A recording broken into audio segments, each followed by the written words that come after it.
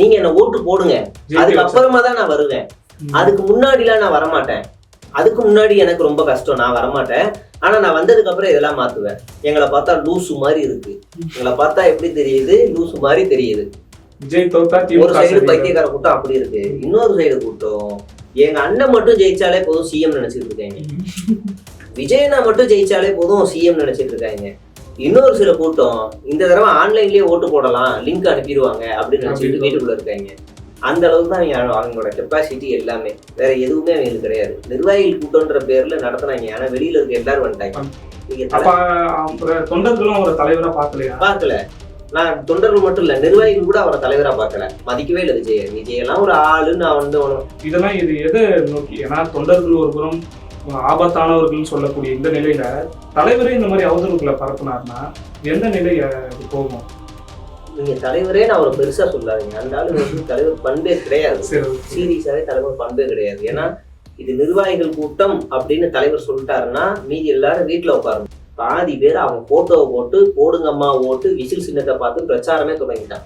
அவனோட பேரை போட்டு பிரச்சாரமே தொடங்கிட்டான். எனக்கு தெரிஞ்சு 10-15 பேர் ஆரம்பிச்சிட்டாங்க. அப்ப விஜய்க்கு என்ன மரியாதை இருக்கு? மனசாட்சி இருந்து அப்படி பேசியிருப்பீங்களான்னு கேட்டு கண்ணீர் வேட வலிக்கிறீங்க. அந்த ஸ்பீச் நீங்க ட்ரெண்ட் ஆகுது. சும்மா இருந்த கதையை. வணக்கம் தோழர். வணக்கம் தோழர். வணக்கம். நேற்றைக்கு வேலூர்ல விஜய் அவர்கள் நிர்வாகிகளை சந்திச்சு பேசியிருந்தாரு. அந்த பேச்சுகள்ல பல்வேறு வகையான விமர்சனங்கள் எழுதிருக்கு. குறிப்பா கரூர் விவகாரத்துல முதல்வர் அவர்கள் வந்து எதிரிகளே இல்லைன்னு சொல்லிட்டு என் மேலே இருக்க பழிய போடணும் அப்படின்ட்டு பகிரங்கமா பேசியிருக்கிறாரு. இதை நீங்க எப்படி பாக்குறீங்க? அதாவது தாவேக்காரவங்க விஜய் காதலிக்கட்டும், விஜய் ரசிக்கட்டும், விஜயை பார்க்க ஓடட்டும், விஜய்க்கே ஓட்டு போடட்டும், திமுக ஓட்டு போட வேணாம். விஜயவே காலம் முழுக்க விஜய்க்கு ஓட்டு போடட்டும், விஜய் தான் அவங்க தலைவர். நான் எதுவும் சொல்லலை. இந்த ஒரு வார்த்தையில மட்டும் நீங்க கொஞ்சம் மனசாட்சியோட நீங்க முதல்ல யோசிக்கணும். முதல்வர் அப்படி சொன்னாரா, அப்படி செஞ்சாரா, நீங்க முதல்ல யோசிக்கணும். மனசாட்சி இருந்தா அப்படி பேசியிருப்பீங்களான்னு கேட்டு கண்ணீர் வேட வலிக்கிறீங்க. அந்த ஸ்பீச் நீங்க ட்ரெண்ட் ஆகுது. சும்மா இருந்த கதையை சங்க ஊதிப்பு எடுத்த மாதிரி தான் தலையில தானே மன்னவாரிக்கிட்டாரு. அப்படி பேசவே இல்லை. அந்த பதிவுகள்லாம் இருக்குது, பேசவே இல்லை. எந்த கட்சி தொண்டரும் தலைவரும் தன்னுடைய தொண்டர்கள் சாவறதை விரும்ப மாட்டாங்க. யாரா இருப்பினும் அவர்கள் தமிழ் சொந்தங்கள் என்று நீங்க வந்து அவங்களுக்கு உறுதுணையா பக்கத்துல நிக்கணும் அப்படின்னு அவர் சொல்றாரு. தாவேக்கான தயவு செய்து அது மட்டும் இதை மட்டுமாவது பாருங்க. நம்ம தலைவர் ஏன் இப்படி பேசினாருன்னு மட்டும் யோசிங்க போதும். நீங்க அவருக்கு ஓட்டு கூட போடுங்க, யோசிச்சுட்டு நீங்க திருந்தலாம் வேணாம், அவருக்கே ஓட்டு கூட போடுங்க. ஆனா இன்னைக்கு பேசுனது தப்பு. இது என்ன பிரச்சனைனா, விஜய் ஒரு 1.5 வருஷமா, அதுவும் இந்த கரூர் சம்பவத்துக்கு அப்புறமா ஓவரா திமுக விமர்சனம் பண்றாரு, திட்டிக்கிட்டே இருக்காரு. ஆனா இங்க இருந்து திமுக இருந்து எந்த ரெஸ்பான்ஸும் இல்ல. திமுகவுல இருந்து இவருக்கு யாரு பதில் கொடுக்குறாங்கன்னா சிவாஜி கிருஷ்ணமூர்த்தி, இல்லன்னா கீழே இருக்கிற ஒரு ஸ்போக் பர்சன் வச்சு அடிக்கிறாங்க. உன் தகுதிக்கு அது போதும்னு அடிக்கிறாங்க. நானே ஒரு இடத்துல நேர்காணல் கேட்டா கூட அதை பத்தி எதுக்கு பேசணும்ன்ற மாதிரி தட்டி கழிச்சுட்டு தான் போறாங்க. ஆமா, நீங்க திமுக ஸ்போக் பர்சன் யாரு அப்படின்றாங்க. இதை பத்தி பேசணும் பயம்லாம் இல்ல. அதாவது உங்க தெருவுல ஒரு பையன் 1வது படிக்கிற பையன், நீங்க வேலை முடிச்சுட்டு வீட்டுக்கு போகும்போது 1வது படிக்கிற பையன் சட்டையாவது ஏய் ஒத்த வாடா ஏய் அப்படின்னா நீங்க என்ன செய்வீங்க? சின்ன பையன் ஏய் போடா போடா அப்படின்னா அப்படிதான் உங்க டீலிங்கே இருக்கு. நம்ம சுரண்டிக்கிட்டே இருக்கோம், நமக்கு கவுண்டரே கொடுக்க மாட்டாங்களேன்னு வைத்தறிச்சல்ல என்ன செய்யறதுன்னு தெரியாம ஒரு அவதூற பரப்புறது, என்ன பண்ணிட்டீங்களே அப்படின்றது. நீங்க இந்த லாஸ்டா 4-5 கூட்டங்கள் எடுத்து பாருங்களேன். மக்களுக்கான பிரச்சனையை விஜய் பேசவே இல்லை. தனக்கு நீதி வேணும், தனக்கு சூழ்ச்சி நடந்துருச்சு, தனக்கு அநீதி நடந்துருச்சுன்னு புலம்பிட்டு இருக்காரு. இந்த வேலூர்ல கூட வேலூர் பத்தின பிரச்சனை ஏதாவது பேசினா மனுஷன்? ஒண்ணும் கிடையாது, எதுவும் கிடையாது. நீங்க அப்ப சேலம்ல போய் பேசினப்ப சேலம் பத்தி ஏதாவது பேசினாரா? எதுவும் கிடையாது. திமுகன்ற வெறி, திமுக விட்டு வெறி பிடிச்ச மாதிரி திமுக திமுக திமுக திமுக கத்துறதான் வேற. அங்க இருந்து எவனும் ரியாக்டும் ஆக மாட்டான். அதனால என்ன செய்யறதுன்னே தெரியாம அப்படி அவதூறு பரப்புறது இதெல்லாம் சரியாகுமா? இதெல்லாம் இது எதை நோக்கி? ஏன்னா தொண்டர்கள் ஒரு புறம் ஆபத்தானவர்கள் சொல்லக்கூடிய இந்த நிலையில தலைவரே இந்த மாதிரி அவதூறுகளை பரப்புனார்னா எந்த நிலை போகும்? நீங்க தலைவரே நான் அவரை பெருசா சொல்லாதீங்க. அந்த ஆளு வந்து தலைவர் பண்பே கிடையாது, சீரியஸாவே தலைவர் பண்பே கிடையாது. ஏன்னா இது நிர்வாகிகள் கூட்டம் அப்படின்னு தலைவர் சொல்லிட்டாருன்னா மீதி எல்லாரும் வீட்டுல உட்காரணும். கண்டிப்பா எல்லாரும் எகிரி குச்சி வரக்கூடாது. என் பின்னாடி வராத அப்படின்னு சொல்லிட்டா எவனும் வரக்கூடாது. ஆனா மறுபடியும் அதான் செய்யறாங்க. அப்ப இது தலைமை பண்பே கிடையாதுல்ல. நீங்க தொண்டர்களும் அவரை தலைவரா பார்க்கல. நான் தொண்டர்கள் மட்டும் இல்ல, நிர்வாகிகள் கூட அவரை தலைவரா பார்க்கல, மதிக்கவே இல்லை விஜய் எல்லாம் ஒரு ஆளுன்னு நான் வந்து வேட்பாளர் பட்டியலை தாவேக எப்படி வெளியிடும்னு சொன்னாங்க. ரொம்ப சிம்பிளான கேள்வி. வேட்பாளர் பட்டியலை தாவேக எப்போ வெளியிடும், எப்படி வெளியிடும்? விஜய் 1-to-1 இன்டர்வியூ எடுத்து வெளியிடும்னு சொன்னாங்களா? அப்படிதானே சொன்னாங்க. 50,000 பேர் அப்ளை பண்ணா அதுல 234 பேரை தேர்வு செஞ்சு விருப்ப மனுவுல ஃபில் பண்ணி கொடுத்ததுக்கு அப்புறமா தேர்வு பண்ணி 234 அறிவிப்போம்னாங்களே. பாதி பேர் அவன் போட்டோவை போட்டு போடுங்கம்மா ஓட்டு விசில் சின்னத்தை பார்த்து பிரச்சாரமே தொடங்கிட்டான். அவனோட பேரை போட்டு பிரச்சாரமே தொடங்கிட்டான். எனக்கு தெரிஞ்சு 10-15 பேர் ஆரம்பிச்சிட்டாங்க. அப்ப விஜய்க்கு என்ன மரியாதை இருக்கு? தலைவர்னு ஒருத்தர் இருக்காரு, அவர் அறிவிக்கிற வரைக்கும் வெயிட் பண்ணுன்றலாம் இல்ல. இந்த பல் டாக்டர் எல்லாம் இறங்கிட்டாரு. அவர் தான் தொகுதியோட வேட்பாளர். அவரே அறிவிச்சுக்கிட்டாரு. விஜய் என்ன விஜய் சொல்லிடுவாரா? என்ன இல்லன்னு சொல்லிடுவாரா? நான் கேக்குறேன். விஜய் இப்ப ஒண்ணு இல்லைங்க, திமுகவுல யாராவது ஒரு வேட்பாளர் அப்படி சொல்லிட முடியுமா? அதிமுகவுல யாராவது ஒருத்தர் சொல்லிட முடியுமா? பாஜகவுல சொல்ல முடியுமா? இல்ல நாம் தமிழர்ல சொல்ல முடியுமா? பிசிகாவுல சொல்ல முடியுமா? கம்யூனிஸ்டுகள்ல சொல்ல முடியுமா? இல்ல பாமகவுல சொல்ல முடியுமா? கட்சிக்கு நடைமுறையே கிடையாது இல்ல. அப்ப இவங்க கட்சியெல்லாம் ஒரு கட்சிய 10 பேர் அவன் பிரச்சாரமே ஆரம்பிச்சிட்டான். விஜய் எல்லாம் சொல்லுவாருன்னு அவன் ஒரு பியூனு. விஜய் பொறுத்த வரைக்கும் பியூனு. நீங்க கலெக்டர் ஆபீஸுக்கு போனீங்கன்னா பியூன் வந்து வெளியே வந்து கூப்பிட்டு ஏமா சரசியாருமா உள்ளவா அப்படின்னு வரல. அப்படிதான் விஜய். அந்த பேர் வரும்னு எனக்கே தெரியும். ஏற்கனவே நான் வந்து காசெல்லாம் உள்ள டவாரி மூலியமா உள்ள செட்டில் பண்ணிட்டேன். அதெல்லாம் கூப்பிட்டு தான் ஆகணும்னு இவங்களுக்கு ஒண்ணு. அதனால எப்படியும் பல் டாக்டர் பேர் வரும்னு அவர் பல் டாக்டருக்கு தெரியும். அவ்வளவுதான், இறக்கியாச்சு. அப்ப இது பேரு காசே கொடுக்கலான்னு பரவாயில்லங்க. ரொம்ப நேர்மையாவே செலக்ட் பண்ணிட்டோம். ஏன் அறிவிக்கிற வரைக்கும் நீங்க சொன்னதுதாங்க, நாங்க புதுசாலாம் கேட்கல. நீங்க தான் சொன்னீங்க 1-to-1 அறிவிப்பாங்க. ஏன் அதுக்குள்ள அறிவிக்கிறீங்க? அப்ப விஜய் தலைமை கொண்டே கிடையாது. விஜய் அவர்களும் இதெல்லாம் விரும்பலையா? மற்ற கட்சிகள்லாம் இதுதான் கட்சியோட மரபு, இப்படிதான் வேட்பாளர்கள் அறிவிப்பாங்க, நேர்காணல் இருப்பாங்க. அப்ப விஜய் அவர்களும் முழுமையா வந்து இந்த மாதிரியான செயல்பாடுகளை செய்ய ரொம்ப புத்திசாலி மாதிரி நீங்க ட்ரீட் பண்றீங்க. அந்த ஆளுக்கு முதல்ல 10 கட்சி இப்ப லைனா பேர் சொன்னாலே தெரியாது. 10 கட்சி பேரை சொல்லுங்கன்னு சொன்னா கூட தெரியாது. திமுக ஃபுல் ஃபார்ம் கேளுங்க தெரியாது. அந்த அளவுக்கு இல்ல, சீரியஸா தான் சொல்றேன். பாமகன்னு ஒண்ணு இருக்கே, அந்த கட்சியோட கொள்கை என்ன, யாரால் உருவாக்கப்படுறது கேட்டா தெரியாது. விசிகான்னு ஒண்ணு இருக்குல்ல, அந்த கட்சியோட ஃபுல் ஃபார்ம் கேளுங்க தெரியாது. தூங்கி எழுந்தா விசில் சேர்ந்து போட்டு தாள் அவுத்து விடுறாருல, முதல்ல இவரை கேளுங்க. சரியா? மத்த கட்சிலாம் வேணாங்க. இருக்கிற அவங்க மாவட்டத்துல இருக்க மாவட்ட செயலாளர் லைனா நிக்க வச்சுட்டு இந்த கூட்டத்துல யாரு பல் டாக்டர் சொல்லுங்க விஜய் அப்படின்னா தெரியாது. இந்த கூட்டத்துல யாரு ஈசிஆர் சரவணன் சொல்லுங்க தெரியாது. இந்த கூட்டத்துல யாரு பர்வேஸ், இந்த கூட்டத்துல யாரு லைலாமணி, இந்த கூட்டத்துல யாரு தெரியாது. நீங்க அவரை கூட்டு வந்து அவர் பெரிய ஆளு, அவருக்கே விரும்பலையா அப்படிலாம் அவருக்கே தெரியாது. எதுவுமே தெரியாது அந்த ஆளுக்கு.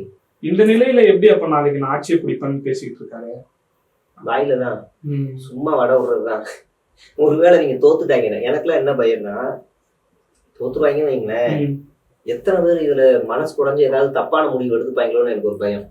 இப்ப தமிழக அரசுக்கு அது ஒரு பெரிய சவால், காவல்துறைக்கு ஒரு பெரிய சவால். ஆமா, காரணம்ன்றாங்க. இத்தனை பேரை வந்து நீங்க தான் எங்க அண்ணனை ஜெயிக்க விடாம கொண்டுட்டீங்கன்றாங்க. விஜய் தோத்தா ஒரு சைடு பைத்தியக்கார கூட்டம் அப்படி இருக்கு, இன்னொரு சைடு கூட்டம் எங்க அண்ணன் மட்டும் ஜெயிச்சாலே போதும் சிஎம் நினைச்சிட்டு இருக்காங்க. விஜயனா மட்டும் ஜெயிச்சாலே போதும் சிஎம் நினைச்சிட்டு இருக்காங்க. இன்னொரு சில கூட்டம் இந்த தடவை ஆன்லைன்லயே ஓட்டு போடலாம், லிங்க் அனுப்பிடுவாங்க அப்படின்னு நினைச்சிட்டு வீட்டுக்குள்ள இருக்காங்க. அந்த அளவுக்கு தான் அவங்களோட கெப்பாசிட்டி எல்லாமே. வேற எதுவுமே அவங்களுக்கு கிடையாது. நிர்வாகிகள் கூட்டம்ன்ற பேர்ல நடத்தினாங்க. ஆனா வெளியில இருக்க எல்லாரும் வந்துட்டாங்க.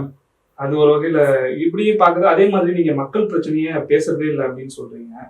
ஆனா அவருக்கு வரக்கூடிய பிரச்சனைகளை மட்டும் மக்கள் மேல போட்டுட்டு போறாரு. அசிங்கமா திட்டினா ஒண்ணு திட்டின மாதிரி, ரத்தத்தோட ரத்தமா நானும் ஒரு ரத்தம், சதையும் நாங்களும் ஒன்னா இருக்கோம். சரி, அப்ப நாளைக்கு உன் வீட்டுக்கு கதவு திறந்தே வை, நீ நானும் ஒண்ணு தானே, எல்லாரும் ஒன்னா இருப்போம், உன் வீட்டுக்கு கதவு திறந்து வை, நாங்க எல்லாரும் வரோம், மக்கள் எல்லாரும் வருவோம். ரோல்ஸ் ராயல்ஸ் காரை வெளியில விடு, எல்லாரும் ஓட்டி பாக்குறோம். உன் பெட்ரூம் எல்லாத்தையும் திறந்து காட்டு, எல்லாரும். நீ வீடு தமிழ்நாடு வீடுப்பா, நாங்களும் வெள்ளம் மழை இல்லைன்னு வந்துச்சுன்னா எங்க சாதாரண மக்களுக்கு அந்த பாலவாக்கம் இருக்குல்ல, அவரோட வீடு இருக்குல்ல, அதுல இருந்து ஒரு 4 தெரு தாண்டி அந்த பக்கம் போனா குப்பம் மீனவர்கள் சின்ன வீட்டுக்குள்ள இருக்கான், 10 வீட்டுக்குள்ள இருக்கான். அவன்லாம் உன்ன மாதிரி வீட்டை பார்க்கணும்னா அவன் ஜென்மத்துக்கும் பார்க்க முடியாது. அவனும் உள்ள ஒரு 2 நாள் நல்லா ஜாலியா நிம்மதியா தூங்கிட்டு போட்டு, வெயில் காலத்துல இன்னும் மே மாசம் வரப்போகுது, வெயில் தாக்கம் அதிகமா இருக்கும், உன் ரூம்ல ஏசியில தங்க வை, அடைக்கல கொடுங்க, உங்க வீடு தானே, ரத்தத்தின் ரத்தம் இல்ல, நாங்க ரத்தமும் சதையுமா ஒன்னா இருக்கீங்களா, கொடுங்க. அவன் கஷ்டப்படுறான்ப்பா, அவனுக்கு நிறைய கடன் இருக்கு, சம்பாரிச்ச காசு அவன் அண்ணனா நினைச்சு கொடு, தம்பியா நினைச்சு கொடு. அது என்ன ஒரு பிரச்சனை வந்தா மட்டும் அவன் என்ன திட்டினா மக்களை திட்டின மாதிரி என்ன அசிங்கமா பேசுறான். அப்ப அவனுக்கு பிரச்சனை வந்தா நீ நிக்க மாட்டியா? அவன் கஷ்டத்துல இருக்கானே, அவனுக்கும் கொடு. எனக்கு ஒரு பிரச்சனை மட்டும் தான் மக்கள் மக்கள் வரணும். அவங்களுக்கு மக்களுக்கு பிரச்சனை இவர் வரமாட்டார். அதே மாதிரி வேலூர் மக்களை உங்களுடைய இடத்துக்கு உங்களுடைய இல்லங்கள்ல வந்து சந்திக்கணும்ன்றதுதான் என்னோட விருப்பம். நான் சந்திக்க முடியல, ஆட்சிக்கு வந்ததுக்கு பிறகு சந்திக்கிறோம், சந்திப்பா ஆட்சிக்கு வந்ததுக்கு பிறகுதான்ற மாதிரி பேசிட்டு நான் வந்தா நல்லது பண்ணுவேன், நான் வந்தா ஊழல்லாம் ஒழிச்சிருவேன், நான் வந்தா எல்லா கிராமத்துக்கும் போவேன், ஆனா நான் வரணும், நீங்க என்ன ஓட்டு போடுங்க, அதுக்கு அப்புறமா தான் நான் வருவேன், அதுக்கு முன்னாடிலாம் நான் வரமாட்டேன், அதுக்கு முன்னாடி எனக்கு ரொம்ப கஷ்டம், நான் வரமாட்டேன், ஆனா நான் வந்ததுக்கு அப்புறம் இதெல்லாம் மாத்துவேன். எங்களை பார்த்தா லூசு மாதிரி இருக்கு, எங்களை பார்த்தா எப்படி தெரியுது, லூசு மாதிரி தெரியுது, நீங்க வந்து எங்க தலையில எழுதி வச்சுட்டு போவேன், உங்களை நாங்க இவர் வந்தா இது பண்ணிடுவாருன்னு இவரை நம்பி நாங்க வந்து ஓட்டு போடணும். நீ முதல்ல உன் சுய வாழ்க்கையில ஒழுக்கமா இருந்திருக்கியாப்பா அப்படின்னு நம்ம மக்கள் எல்லாருமே கேட்கணும். நீ சார்ந்த துறையில நீ ஏதாவது ஒரு போராட்டம் நடத்திருக்கியாப்பா, நீ சார்ந்த துறையில் நடக்கிற பிரச்சனைக்கு நீ ஏதாவது குரல் கொடுத்துருக்கியாப்பா? ஒண்ணும் வேணாங்க. அவர் இருக்கிற பாலவாக்கம்ன்ற வீட்டு தெருவுல இருக்கிற அந்த தெருவுல இருக்கிறவங்களுடைய பேராவது அவருக்கு தெரியுமா? இல்ல, அது அவசியமா? ஏன் அவசியம் இல்ல? நீங்க தமிழ்நாடு அதாவது தலைமை பண்புக்கு, நான் மாணவர் அமைப்புல இருக்கும்போது தலைமை பண்புக்கு எனக்கு வந்து ஒரு தோழர் சொல்லி கொடுத்தாரு. தலைமை பண்புங்கிறது நீ வந்து கேம்பஸ்ல ஹீரோவா இருக்க கூடாது, கிளாஸ் ரூம்ல ஹீரோவா இருக்கணும் அப்படின்னு சொல்லுவாங்க. ஏன்னா நிறைய கேம்பஸ்ல வந்து பாத்தீங்கன்னா மாணவர் அமைப்புல முன்னின்னு போராடுறவங்க எல்லாம் மற்ற கிளாஸ் ரூம்ஸ்ல எல்லாத்துலயும் அவன் கெத்தா இருப்பான் எல்லாம், ஆனா அவனோட கிளாஸ் ரூம்ல அவனை பொறுத்த வரைக்கும் அவன் ஒரு பூமரா இருப்பான். தலைமை பண்புனா நீ இருக்க இடத்துல நீ ஹீரோவா இருக்கணும்னுவாங்க. அது மாதிரிதான் இதுவும். நீ வந்து எம்சி ஆகணும்னா உன் தெருவுல இருக்கிற முதல்ல உனக்கு உளவியலா நீங்க 2 பேரும் பழகி இருக்கணும். ராமனோ குப்பனோ சுப்பனோ கிறிஸ்டபரோ முஸ்தபாவோ யாரோ ஒருத்தர் உங்களோட உளவியலா பழகி இருக்கணும். நீ அவனும் நெருக்கமா இருந்திருக்கணும். அண்ணாச்சி கடை எது, அண்ணாச்சி வீட்டுல எத்தனை பேர் இருக்கிறாங்க, அந்த அண்ணன் அந்த வீட்டுல யார் இருக்கா, இந்த தெருவுல யார் கவர்மெண்ட் எம்ப்ளாயி, யாராவது போய் ஈபில வேலை செய்யறாங்க, எல்லாமே நீ தெரிஞ்சிருக்கணும். யார் யார் எங்க அதுவே தெரியாது. அப்புறம் எப்படி? ஒண்ணு இல்லைங்க, விஜய் வீட்டு வாசல்ல ஒருத்தர் திடீர்னு மயங்கி விழுதுறாரு, விஜய் டக்குன்னு வெளியே வராரு, இன்னொருத்தர் பார்த்து சார் இவர் தெரியுமா, உங்க தெருவுல தான் இருக்காரு, தெரியாது, அப்படிதான் போவார் விஜய். இப்ப நானும் நீங்களும் உங்க தெருவுல மயங்கி விழுந்தா உங்க தெருவுல உங்களை ஐடென்டி பண்ண முடியுமா? முடியாது. விஜய் விழுந்தா எல்லாருக்கும் தெரிஞ்சிடும், மற்றவங்க விழுந்தா தெரியுமா? தெரியாது. அதனாலதான் கரூர் சம்பவத்துல அவன் கூட்டத்திலே விழுந்து மயங்கி விழுந்தப்போ அவன் திமுக சூழ்ச்சின்னா, சொந்த கட்சிக்காரன் மயங்கி விடும்போது தண்ணியை தூக்கி போட்டு இந்த பக்கம் போய் பேச போவாங்க. உளவியலாவே அந்த ஆளு ரெடி இல்ல அரசியலுக்குள்ள. ஒண்ணும் இல்லைங்க, நீங்க எந்த தொகுதியில வேணாலும் நிக்கணும். பெரம்பூர்ல நிக்கிறேன்றாங்க. பெரம்பூர்ல குறி வைக்கிறது காரணம் இஸ்லாமியர்கள் கிறிஸ்துவர்கள் தாழ்த்தப்பட்ட சமூக ஓட்டு அதிகம். இதை தாண்டி ஒரு அயோக்கியத்தனமான வேலை என்னன்னா, அங்க சௌராஷ்டிராவோட ஓட்டு அதிகம். இப்போ ஒரு பெரிய கட்டடம் கட்டியிருக்காங்க, பிவிகா அந்த பின்னி மில் இருக்கும், பின்னி மில்லுக்கு ஆப்போசிட்லயே ஒரு பெரிய கட்டடம், அவங்களுக்குன்னே அந்த ரோடெல்லாம் போட்டு வச்சிருப்பாங்க. கிட்டத்தட்ட லட்சக்கணக்கான ஓட்டு அங்க இருக்கு. அந்த ஓட்டெல்லாம் திருடணும், எல்லாம் பாஜக காரன் போட வச்சிருவான், இவனுக்கு போட வச்சிருவான். இப்ப அந்த ஓட்டை குறி வச்சுதான் போடுறான். சரி ஒண்ணும் இல்ல, நீ அந்த தொகுதியில நில்லு, ஒரு அபார்ட்மெண்ட்ல நீ ஏறி இறங்கிடுவியா? குடிசை மாற்று வாரியத்துல ஒரு வீட்டுக்குள்ள நீ ஏறி இறங்கி ஓட்டு கேட்பியா? அங்க எத்தனை குடிசை மாற்று வாரியம் இருக்கு? குடியிருப்பு மாற்றம் இருக்குல்ல. அப்ப நீ ஒவ்வொரு வீட்டுக்குள்ளயும் ஹவுசிங் போர்ட்லயும் ஏறி இறங்கி கேட்க மாட்டாரு. இப்போ ஒரு கேள்வி வரும், நிர்வாகிகள் போயிருவாங்க, அவங்கதான் விஜய் அவங்க போயிருவாங்க, நான் மட்டும் போனா அவசியம் இல்லை, நீங்க போனாலும் போகலாம். இப்ப நாம என்ன கேக்குறோம், அந்த பெரம்பூர்ல இருக்க விஜயோ நினைச்சா விஜய்கிட்ட பேச முடியுமா? முடியாது. பெரம்பூர் மக்களுடைய அடிப்படை தேவைகள் பிரச்சனைகளை அந்த விஜய்கிட்ட சொல்லுவாங்க. அந்த விஜயோ இரு எங்க தலைவருக்கு ஒரு போன் அடிச்சு சொல்லிடுறேன் அப்படின்னு அவனால போய் பேச முடியுமா? இல்ல அவன் நம்பர், அவனுடைய போன்ல விஜய் நம்பர் சேவ்ல இருக்குமா? எப்படி இருக்கும்? HDMR 10,000 ரூபாய் வாங்குற நிலைமையில தான் அவங்களை வச்சிருக்காங்க அந்த கட்சி தலைமை.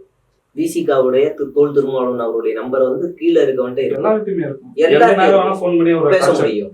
நீங்க முதலமைச்சர்கிட்ட பார்க்க முடியாது, பேச முடியாதுன்னு ஒரு அழுத்து விடுறானுங்க. முதலமைச்சருடைய எண்ணு மாவட்ட செயலாளர், பகுதி செயலாளர் எல்லார்ட்டையுமே இருக்கு. முதலமைச்சருடைய PA நம்பர் அவர்கிட்ட இருக்கும். இங்க ஜெகதீஷோட நம்பர் இருக்கா? எவன்டி இருக்காரு.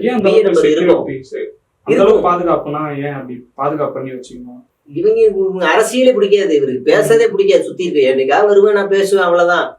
நீங்க பகுதி அளவுல ஒரு பகுதி செயலாளர் வந்து ஒரு பெரிய ஈவென்ட் நடத்துறாரு அப்படின்னா அவரால் முதலமைச்சரை கெஸ்டா கூப்பிட முடியும். ஆமா, அதை வந்து நீங்க அதிமுகவுல கூட முடியும். PA பேசி நான் ஒரு பெரிய நிகழ்ச்சி வச்சிருக்கேன், உங்கள் விழா பிரம்மாண்டமா வச்சிருக்கேன், நீங்க வாங்க அப்படின்னு அவர் தொகுதியில இருந்து நிதி ஒதுக்கி நான் ஒரு பெரிய பாலம் கட்டியிருக்கேன், நான் ஒரு பெரிய சப்வே கட்டியிருக்கேன், இது நீங்க தான் திறந்து வைக்கணும் அப்படின்னு அவரால் சொல்ல முடியும். அவரால் சொல்ல முடியும். ஒரு பள்ளிக்கூடத்துக்கு நான் வந்து ஒரு பெரிய கழிப்பறை கட்டி கொடுத்துருக்கேன் என்னோட தொகுதி நிதியில இருந்து, முதலமைச்சர் தான் திறந்து வைக்கணும், அவரால் அணுக முடியும். விஜயை அப்படியே அணுக முடியுமா? விஜய் சார்பா வீடு கட்டி கொடுத்தன்றாங்க, விஜய் திறந்து வைக்கணும்ல, ஏன் விஜய் வரல? அப்ப இந்த கேள்வி எல்லாமே அவங்ககிட்ட உளவியல நம்ம பேசணும். உளவியலாவே விஜய் ரெடி இல்லை அரசியலுக்கு. அதுக்குள்ள நான் என் வீடு அந்த வீடு இந்த வீடுன்னு பேசுறதெல்லாம் சும்மா அடிச்சு விடுறதானோ. கூட்டணி விவகாரம் குறித்து பேசியிருக்கிறாரு. மதுரையில பேசும்பொழுது எம்ஜிஆர் இருந்தாரு, அவரு எப்படிலாம் செஞ்சாரு, அதன் பிறகு வாழ்ந்தவர், அவரோட நம்ம வாழ்ந்தது விஜயகாந்த் அப்படின்னு சொல்லி எல்லாம் பேசியிருந்தாரு. அதற்கு வாய்ப்புகள்லாம் இருக்கு அப்படின்ட்டு. ஆனா இப்ப வந்து அறிவாலயம் பக்கம் மழைக்கு ஒதுங்குறவங்க எல்லாம் பார்த்து கூட்டணிக்குள்ள சேர்த்துக்கிறது, கொள்ளையடிச்ச பணத்துல பாதி பங்கு கொடுக்கறது, இப்படி பேசியிருக்காரு. டைரக்டா தேமுதிகவை தான் அட்டாக் பண்றாரு. வைத்தறிச்சல் தான், நம்ம கூட வரல வைத்தறிச்சல். விஜயகாந்தை பத்தி மாநாடுல எல்லாம் பேசினே, வரலையே, ரொம்ப கஷ்டமா இருக்கு. சரி, நீ சொல்ற மாதிரி மலைக்கு ஒதுங்கினவங்களாவே இருக்கட்டும், உன் கட்சி ஆபீஸ்ல அது கூட ஒதுங்க மாட்டாங்களே. ராமச்சந்திரன் நேத்து தான் கட்சி ஆரம்பிச்சாரு. சும்மா போனா நம்மள மதிக்க மாட்டாங்க, நாமளும் ஒரு கட்சி பிராண்ட்ல போவோம். நேத்து ஆரம்பிச்சாரு, இன்னைக்கு சேர்ந்துட்டாரு. ஆக சிறந்த அரசியல் கட்சியில தான் கூட்டணி, மெகா கூட்டணி. அவர் சரி, பண்ருட்டி ராமச்சந்திரன் யாரு? அவர் ஏற்கனவே ஃபீல்ட் அவுட் ஆன ஒரு அரசியல்வாதி கூட, இவர் ஃபீல்ட் அவுட் ஆகி உள்ள உட்காந்துட்டு இருந்தவர் ஓபிஎஸ் கூட. அவரு தனியா ரூட் எடுத்துட்டாரு. நீங்க ஒண்ணும் இல்லைங்க, திமுகவை அழிக்கணும்னு சொல்லி உருவாக்கப்பட்ட கட்சிகள் எல்லாமே இன்னைக்கு திமுக கூட இருக்கு. தேமுதிக, மக்கள் நீதி மையம், வைகோ, எல்லாத்தையும் நம்ம லிஸ்ட் போட்டு சொல்ல முடியும். அதெல்லாம் விமர்சனங்கள் தான், அரசியல் விமர்சனங்கள் தான். கொள்கையா வந்து பாத்தீங்கன்னா அவங்களுக்கும் சமூக நீதி கொள்கை தான். கிட்டத்தட்ட நீங்க மக்கள் நீதி மையத்துக்கோ இல்ல தேமுதிகவுக்கோ இல்ல வைகோ அவருடைய கட்சிக்கு எடுத்தா கூட ஒரே கொள்கை தான், சமூக நீதி தான். அதிமுகவுக்கும் அதே கொள்கை தான். அப்போ கொள்கை எல்லாமே இங்க ஒண்ணுதான். அதனால நாளைக்கு விஜயம் திமுகவுல வந்து உட்கார்ந்துருவாரு அப்படின்னு சொல்றாரு. வந்து உட்காருவாரு. அடுத்த தேர்தலில் பாஜக செவிட்டு மேல ஒண்ணு வைக்கும், எங்களுக்கு நீங்க தாங்க காப்பாத்தணும், நாளைக்கு வந்து இங்க உட்காருவாரு. அப்ப இவங்க புது நடிகர் இன்னொருத்தரை தோண்டி எடுத்துட்டு வருவாங்க. அப்ப அவரையும் நம்ம அடிக்க வேண்டியிருக்கும். அதே மாதிரி பல அரசியல் வாக்குறுதிகள்லாம் கொடுத்துருக்காரு, பாத்திருப்பீங்க. பாத்ரூம் இல்லாத கதவுகள் நிறைய. எந்த அரசு பள்ளியில பாத்ரூம்ல லேடிஸுக்கு கதவுகள் இல்லைன்னு இவர் வந்து லிஸ்ட் போட்டு சொல்லணும். அவர் பார்த்திருக்காரா? எந்த அரசு பள்ளியில? முதல்ல இவர் அரசு பள்ளியில உள்ள போயிருக்காரா? எந்த அரசு பள்ளியில பெண்களுடைய கழிப்பறையில கதவு இல்லைன்னு இவர் சொல்லணும். நான் கழுத்தை புடிச்சு கூட்டு போவேன், வா காட்டுறவான்னு கூட்டு போவேன். ஏன் இப்படி வாக்குறுதியே கூட ஒரு ஆராய்ந்து தெளிவா பேசணும்ன்ற ஒரு அக்கறை? அதாவது அவர் சொன்னதுல ஒண்ணு சொல்றாரு, பள்ளிகள் கல்லூரிகள்ல படிக்கும் போதே நான் தொழிற்கல்விகள் சம்பந்தமா பயிற்சிகள் வழங்கப்படும் அப்படின்னு சொல்றாரு. பைத்தியம், அது ஏற்கனவே நான் முதல்வர் திட்டத்துல செயல்முறையில இருக்கு. அது ஏற்கனவே இருக்கு. ஐஐடி, ஐடி, மார்க்கெட்டிங், டிஎன்பிசிக்கு எல்லாத்துக்கும் இலவசமா கோச்சிங் கொடுத்துக்கிட்டு இருக்காங்க அரசாங்கம். இவர் என்ன சொல்றாரு, கோச்சிங் சென்டர் காசே இல்லாம ஃப்ரீயா பண்ணணும். அது ஏற்கனவே நடைமுறையில இருக்க பைத்தியம், அதை போய் அறிவிச்சுக்கிட்டு இருக்கிற.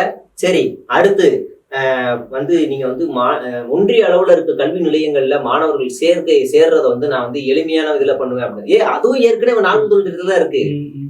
நீ ஒன்றிய அளவுல பேசிக்கிட்டு இருக்க, இங்க திமுக அரசாங்கம் உலகம் முழுவதும் பேசிக்கிட்டு இருக்கு. நீங்க உலகம் முழுவதும் எந்த இன்ஸ்டியூட்ல படிக்கணும்னு விரும்புறீங்களோ நான் முதல்வன் திட்டம் மூலியமா நீங்க அங்க போய் படிக்க முடியும். அங்க படிச்சு நீங்க எங்க வேலைக்கு போகணும், அங்க படிக்கிறதுக்கு தேவையான உதவிகளை இந்த திட்டம் பண்ணுது. படிச்சு முடிச்சு எவ்வளவு சம்பாரிச்சுக்கிட்டு இருக்காங்கன்றத எல்லாரையும் மேடை ஏற்றி அழகு பார்த்தது இந்த அரசு. இது இப்பதான் திட்டத்தை மறுபடியும் எழுதிக்கிட்டு இருக்கு, காப்பி அடிச்சு எழுதிட்டு இருக்கு. இப்படி ஒரு பைத்தியத்தை வச்சுக்கிட்டு அடுத்து பேங்க் செலான்ல வந்து நான் வந்து ஃபில் பண்ணுவேன். கவர்மெண்ட் ஸ்கூல்ல வந்து நான் கவர்மெண்ட் செக்டார்ஸ்ல மாநில மத்திய அளவுல இருக்கிற கவர்மெண்டோட செக்டார்ஸ்ல எல்லாம் எப்படி அதை அணுகணும், பேங்க் செலானு பேங்க் இதுல எல்லாம் எப்படி பண்ணணும் நான் பயிற்சி கொடுப்பாங்க. அது சமச்சீர் கல்வியிலேயே வந்துருச்சு பைத்தியம். சமச்சீர் கல்வியில வந்துருச்சு. அது சமச்சீர் கல்வி என்னைக்கு எப்போ வந்துச்சு? எனக்கு தெரிஞ்சு 2010க்கு முன்னாடி 6க்கு வந்துச்சுங்க அது சமச்சீர் கல்வி. பைத்தியம் இன்னைக்கு பேசிக்கிட்டு 20 வருஷம் கழிச்சு அதே பேசுறாங்க. அவர்களுக்கு பெருசா தெரிய மாட்டேங்குது, யதார்த்தம் புரியலன்றாங்க. கூட இருக்கிறவங்க கூட ஏன் அவங்க எல்லாம் 10ல பிறந்தவங்க. சமச்சீர் கல்வி 2006ல வந்துச்சு. 10ல பிறந்து 16 வயசுல இருக்கவங்க.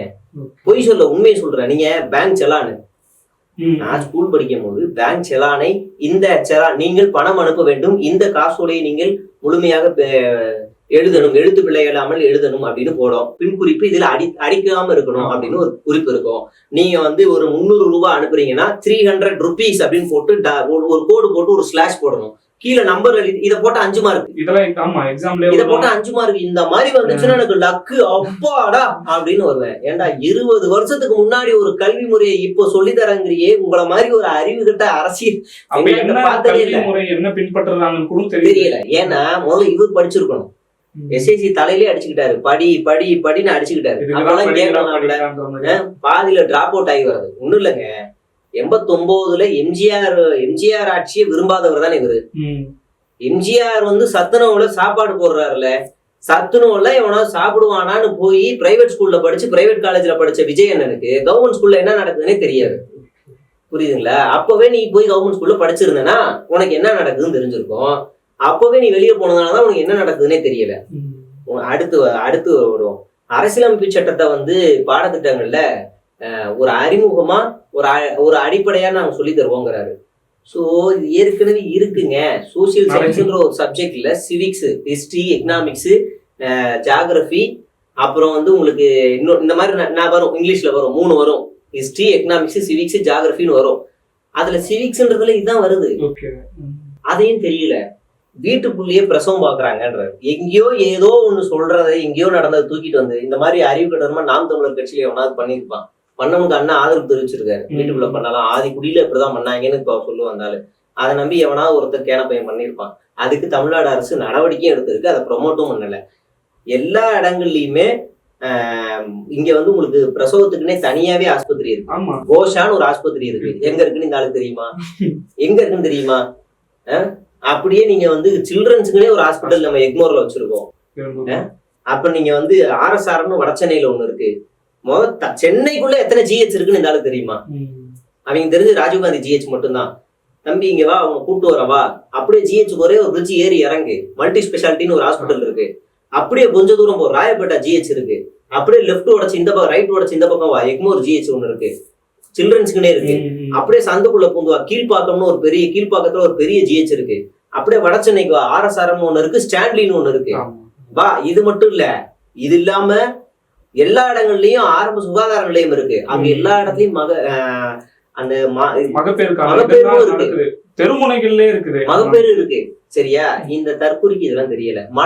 கிராமங்கள்ல வந்து ஆஸ்பத்திரி இல்ல. ஏய், உனக்கு வீடு தேடி மருத்துவ திட்டம் தெரியுமா? இல்லம் தேடி மருத்துவ திட்டம் கேள்விப்பட்டிருக்கியா? அதுல 2.5 கோடியாத நபர் பயனடைஞ்சதை பத்தி ஒரு டாக்குமெண்ட்ரியே போட்டாங்க தெரியுமா? அதை பத்தி பாத்திருக்கியா? 2.5 கோடி பேர் வீடு தேடி இல்லம் தேடி மருத்துவத்துல பயனடைஞ்சிருக்காங்க. இன்னும் அது ஏறிக்கிட்டே போகுது. அதை பத்தி தெரியுமா? எங்கேயாவது எதையாவது பார்த்துட்டு வந்து நீ ஒரு உண்மையிலேயே இந்த விமர்சனம் உள்ள நேர்மை இருந்துச்சுன்னா டேட்டா சொல்லு. இந்த மாவட்டத்துல இத்தனை பேர் வீட்லயே பிரசவம் பார்த்து இவ்வளவு உயிர்கள் போயிருக்கு, இந்த மாவட்டத்துல இத்தனை, இந்த மாவட்டத்துல மருத்துவமனை குறைவு, மருத்துவர்கள் குறைவுன்னு டேட்டா கூட பேசணும். போற போக்குல வாந்தி எடுத்துட்டு போக கூடாது. ஃபெலிக்ஸ் சொல்லி கொடுத்துருப்பாரு, சார் நீங்க டேட்டா இல்லாம என்ன அடிச்சு விடுங்க சார், 2 நாள் கத்துவாங்க சார், நானும் அப்பதான் உங்களை மாதிரி நான் வந்து கட்சிக்கு வந்ததுக்கு அப்புறம் எனக்கு கேவலமா காரி துப்புறாங்க சார், அதனால நீங்களும் கண்டுக்காதீங்கன்னு சொல்லியிருப்பாரு. புடிச்சு அடிச்சு பேசி விடுறது. மலைவாழ் கிராமங்கள்ல பஸ்ஸுகள் இல்ல அப்படின்னு அடுத்த போய், அதாவது பேருந்துகள் இருக்கா இல்லையான்னு கேட்டா போதிய அளவுல இல்ல. டைமிங்கு இருக்கு, மலைகள்ல டைமிங் இருக்கு. அதுவும் 6 மணிக்கு மேல பல மலைகள்ல ஏறவும் அளவு இல்லை, இறங்கவும் அளவு இல்லை. அதுக்கு முன்னாடி வரைக்கும் டைமிங்க்கும் பஸ் இருக்கு. அந்த முன்னாடி வரைக்கும் பீரியட்ல எண்ணிக்கையை அதிகப்படுத்துங்கன்னு சொல்லி பேசலாம். அது நியாயமான கருத்து. போதாக்குறையா இருக்கு. ஆனா இன்னைக்கு ஒரு டைம்ல அந்த மலை ஏறி இறங்குறதுக்கு மட்டுமே பஸ் இருக்கும். இப்போ மாவட்டம் டு டைரக்டா மலை ஏறதுக்கே பஸ் வந்துருச்சு. நீங்க இங்க இருந்து டைரக்டா மலை ஏற முடியும். சென்னையில இருந்து, மதுரையில இருந்து பக்கத்துல இருக்கிற கொடைக்கானலுக்கு டெப்த் வரைக்கும் உள்ள வரைக்கும் போக முடியும். கொடைக்கானல் மட்டும் இல்ல, அங்க இருந்து குண்டுப்பட்டி அப்படியே உள்ள வரைக்கும் போக முடியும். அதே மாதிரி ஊட்டி மட்டும் இல்ல, அதை தாண்டி கீழே வரைக்கும் உள்ள வரைக்கும் போக முடியும். குன்னூர் வரைக்கும் போயிட்டு எல்லா இடங்களுக்கும் போக முடியும். அந்த அளவுக்கு பஸ் வசதி TNSTC மூலியமா வருது. மாவட்டம் விட்டு மாவட்டம் வழியா வர ஆரம்பிச்சிருச்சு. மொஃபசல் பஸ்ஸே விடுறாங்க. அதையும் மகளிர் விடியல் பேருந்தாவும் வச்சிருக்கிறாங்க. அப்ப இதை கூடுதல் படுத்துங்கன்னு நீ வாய் பேசலாம். அதுல ஒரு பொய். எனக்கு இந்த ஆகாவளி இந்த பேச்செல்லாம் கூட பரவாயில்லைங்க. SP எல்லாம் வந்து இவர் 50% போடுவேன்னு நம்புறேங்க. சத்தியமா இது என்ன தமிழ்நாடு தனி நாடாயிருச்சுன்னு நினைச்சிட்டாரு அந்த ஆளு. அதுக்கான முயற்சியா? எனக்கு புரியலங்க. தமிழ்நாடு தனிநாடுன்னு ஆயிட்டாங்க. SP யாரு தேர்வு செய்வா? SP யாரு தேர்வு? அதுக்கு கீழே இருக்கிற ஒரு நிறுவனம் UPSC. அந்த நிறுவனம் தான் தேர்வு செய்யுது இல்லையா? தமிழ்நாடு SP தேர்வு செய்யும். எப்படி தேர்வு செய்யும் அப்படின்னா, தமிழ்நாடு போலீஸ் சர்வீஸ் மூலியமா வேலை பார்க்கிற காவலர்களை ப்ரொமோட் மூலியமா பதவி உயர்வு மூலியமா எஸ்பி ஆகும். அவங்க டைரக்டா இந்த கண்ட்ரோல்ல இருப்பாங்க. ஓகே. அது ப்ரொமோஷன் அடிப்படையில, அது ரொம்ப ரேர், அது வேற. இப்ப இந்த ஆளு சொல்ற லாஜிக் படியே வருவோம். முதல்ல தமிழ்நாட்டில இருந்து 70% பெண்கள் மட்டுமே யூபிஎஸ்சில அப்ளை பண்ணி எழுதணும், அந்த தேர்வு அட்டன் பண்ணணும். அதுல ஒரு 60% தேர்வு வைக்கணும். அதுக்கப்புறமா அவங்களுக்கு பிடிச்ச மாநிலம், அது தேர்வு, அது பிடிச்ச தேர்வுல வரணும். அவங்களுக்கு தேர்வு முறை அவங்களுடைய விருப்ப தேர்வு முறை, அவங்க எந்த மாநிலத்துக்கு போகணும்னு வரணும். ஓகே. அதுக்கப்புறமா அவங்க வந்து தமிழ்நாடுனாங்கன்னா அதுக்கப்புறமா தான் தமிழ்நாடுக்கும் கவர்மெண்ட், தமிழ்நாடுக்கும் ஒன்றிய அரசுக்குமான ஒரு அண்டர்ஸ்டாண்ட் வரும். இங்க போடலாம்னு சொல்லி 2 பேரும் சேர்ந்து பண்ணுவாங்க. இந்த அடிப்படை அறிவு கூட இல்லாம இவர் என்னமோ தனியா எஸ்பிய வந்து இவர் நியமனம் பண்ற மாதிரி, சத்தியமூர்த்தி ஐபிஎஸ்ங்கிற மாதிரி போலீஸ போட்டா எஸ்பி ட்ரெஸ் போட்டான்னு நினைச்சுக்கிட்டு இவர் 50% எஸ்பி அப்ளை பண்ணுவாராம். இந்த தற்கூரி. இல்ல கூடவே ஒரு ஐஆர்எஸும் இருக்காரு. அந்த ஆளுக்கு தெரியுமான்னு கூட தெரியலங்க, என்னன்னு தெரியல. எப்படி இப்ப படிச்சவன் அப்பா போலீஸ்னா பையனும் போலீஸ்னு நினைச்சிட்டாங்க போல. அப்போ அப்பா இயக்குனர்னா பையன் நடிகர் அப்படின்னு நினைச்சிட்டு நீ அப்ளை பண்ணி விட்டாங்கன்னு நினைக்கிறேன். இவங்களை வச்சுக்கிட்டு நாம என்னத்தை செய்ய முடியும்? இது மட்டும் இல்ல, பள்ளிகள்ல பாத்ரூம் சரியில்லை அப்படிங்கிறாரு. சமச்சீர் கல்வியை மறுபடியும் கொண்டு வர்றதுக்கான வேலைகள் நடக்குது. இதெல்லாம் தாண்டி ஒண்ணு பேசுறான் இந்த ஆளு. அதாவது ஒவ்வொரு ஆளும் ஓட்டு போட போகும்போது இவிஎம் மிஷினை விசில பார்த்து பஜக்கு பஜக்கு பஜக்குன்னு குத்தணுமா? லூசு பையிலே 3 வாட்டி குத்துறோம்னா அது கல்ல ஓட்டுது. 3 வாட்டி குத்தக்கூடாது, ஒரு பஜக்கு தான். 3 பஜக்கு குத்துறோம்னா செவிட சேர்த்து வச்சு அது கல்ல ஓட்டாக்கி வெளியே அனுப்பிடுவாங்க. கண்டிப்பா இவரு சொல்றத பார்த்துட்டு அவங்க தொண்டர்கள் செஞ்சிட மாட்டாங்க. ரீல்ஸ் எடுத்து போட்டு ஃப்ரெண்ட்ஸ் இங்க பாருங்க பஜக்கு பஜக்கு பஜக்குன்னுவான், அப்படி பண்ணுவான். அவன் போடுனா போட்டுருவான். இந்த ஆள் அங்க ஏத்து பஜக்கு பஜக்கு பஜக்குன்னு 3 வாட்டி குத்துங்கன்றான். என்ன தற்குறித்தனமானது! இந்த மாதிரி தொண்டர்களும் இப்படி இருக்கிறாங்க, தலைவர்களும் இப்படி இருக்கிறாங்க. ஆனா இந்த கட்சி நாங்க அடுத்து ஆட்சியை பிடிக்க போறோம்ன்றது மட்டும்தான் பேசிக்கிட்டு இருக்கிறாங்க. பல்வேறு வகையில தோல் உரிச்சிருக்கிறீங்க. பார்வையாளர்களுக்கு கண்டிப்பா இந்த நேர்காணல் பயனுள்ளதா இருக்கு. ஏன்னா இந்தந்த இதெல்லாமே வந்து மாநில அரசு பண்ண முடியும், மத்திய அரசு பண்ண முடியும். இந்த எதுவுமே தெரியாம இப்படியா வாக்குறுதிகளை அள்ளி வீசி இருக்கிறாரு. கண்டிப்பா இது பார்வையாளர்களுக்கு நல்ல ஒரு நேர்காணலா அமையும். தொடர்ச்சியா பேசுவோம் தொடர். மீண்டும் ஒரு நேர்காணலை சந்திப்போம். நன்றி. நன்றி.